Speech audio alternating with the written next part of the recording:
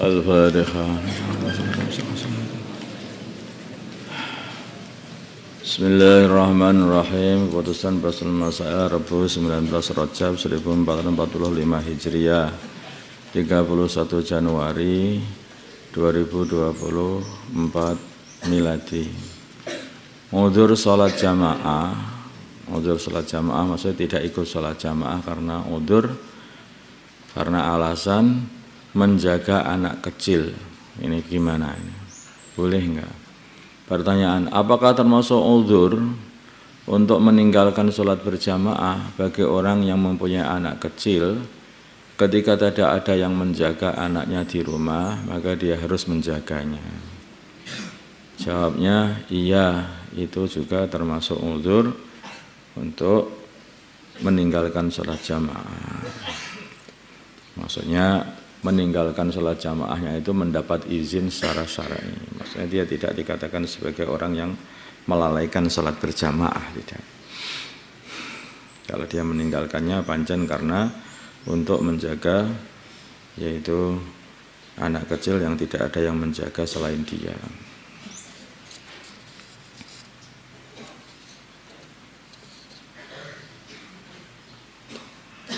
As-salisu al-khawfu 'ala al-ahli min walidin wa walidin wa zawjin in kana yaqumu bi tamridi ahadihim fa inna dhalika 'udhrun fi takhallufi 'ala al-jama'ah.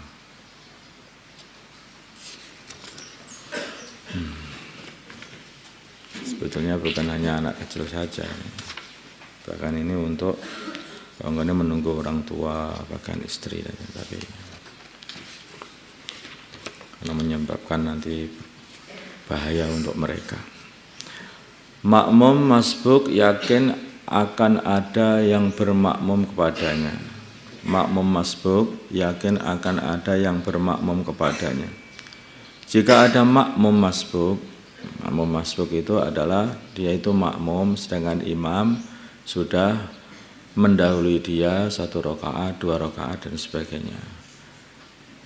Ketika ada makmum masbuk, ketika menambah rakaat, dia yakin ada orang yang lain yang akan bermakmum kepadanya, sehingga ia langsung merubah niat menjadi imam. Pertanyaan, bagaimana sholat yang ia kerjakan? Sholatnya sah.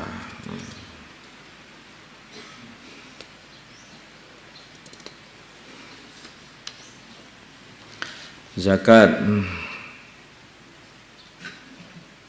Salah nih. Untuk orang tua, pertanyaan, bagaimana hukum memberikan zakat kepada orang tua? Maksudnya orang tuanya sendiri, orang tua sendiri, gitu ya, maksudnya kepada walid.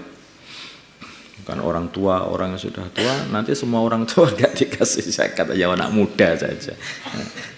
Orang tua itu maksudnya bapak ibunya, itu. Jika orang tua atau mbah-mbahnya sebagainya. Jika orang tua nafkahnya sudah tidak menjadi tanggungan anak, bagaimana hukum memberikan zakat kepada orang tua? Jika orang tua nafkahnya sudah tidak menjadi tanggungan anak, maka orang tua boleh menerima zakat dari anak atas nama apapun, baik fakir, miskin, gharim dan sebagainya.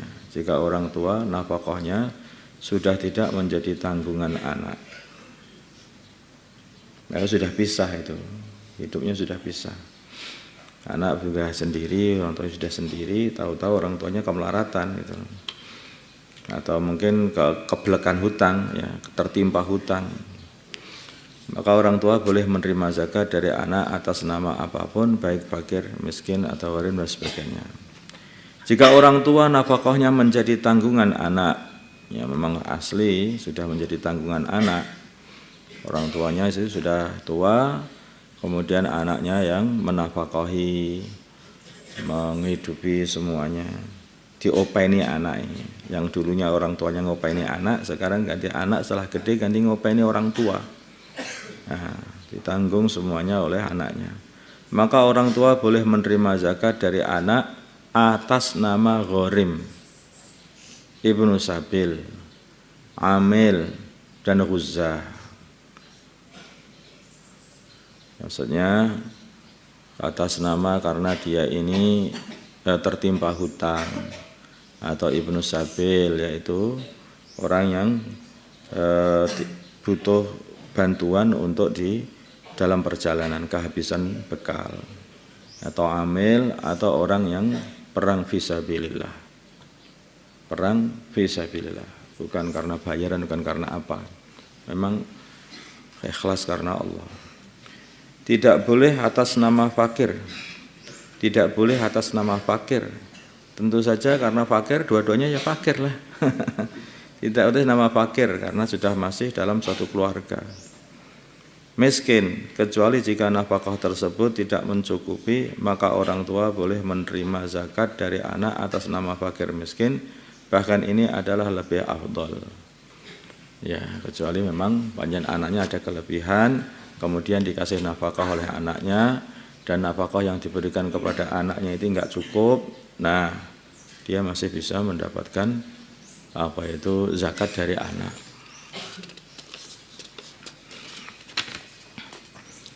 Kerikil jumroh, menggelinding keluar dari tempat pelemparan jumrah, marma. Seseorang melempar jumroh, kemudian karena tempat kerikilnya, yaitu tempat pelemparan jumroh sudah penuh, maka batu kerikil yang ia lempar menggelinding keluar dari tempat tersebut. Apakah lemparan jumroh sudah dianggap sah?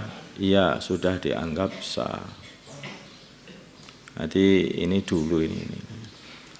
Jadi dulu itu di bawah itu ada tugu begitu, terus di bawah tugu itu ada tempat penampungan kerikil itu mungkin maksudnya. Kemudian dilempar kena tugunya itu, kemudian gelinding keluar dari penampungan kerikil itu sendiri. Ya. Itu loh, artinya sudah kena situ terus gelinding baru keluar lagi. Tapi lemparannya sudah benar. Itu masih dianggap sah. Kecuali kalau ngelemparnya enggak nyampe. Nah, ini beda lagi. Memang enggak nyampe ke tempat marma.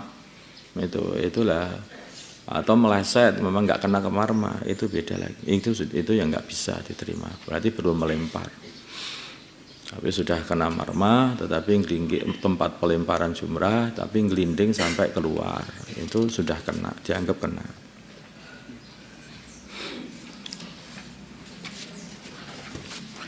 Allahumma salli ala sayyidina Muhammad wa ala sayyidina Muhammad. Allahumma salli ala sayyidina Ibrahim wa ala sayyidina Mubarak ala sayyidina Muhammad wa ala sayyidina Muhammad. Wa barakta ala sayyidina Ibrahim wa ala sayyidina Ibrahim fil alamin innaka Hamidum Majid. اللهم انفعنا بما علمتنا وعلمنا ما ينفعنا وزدنا علما.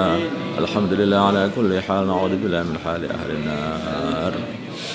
اللهم اهدنا واهد أمراءنا وزعماءنا وعلماءنا وعوام المسلمين أجمعين، واجعلنا سببا لمن اهتدى، واجعلنا سببا لمن اهتدى.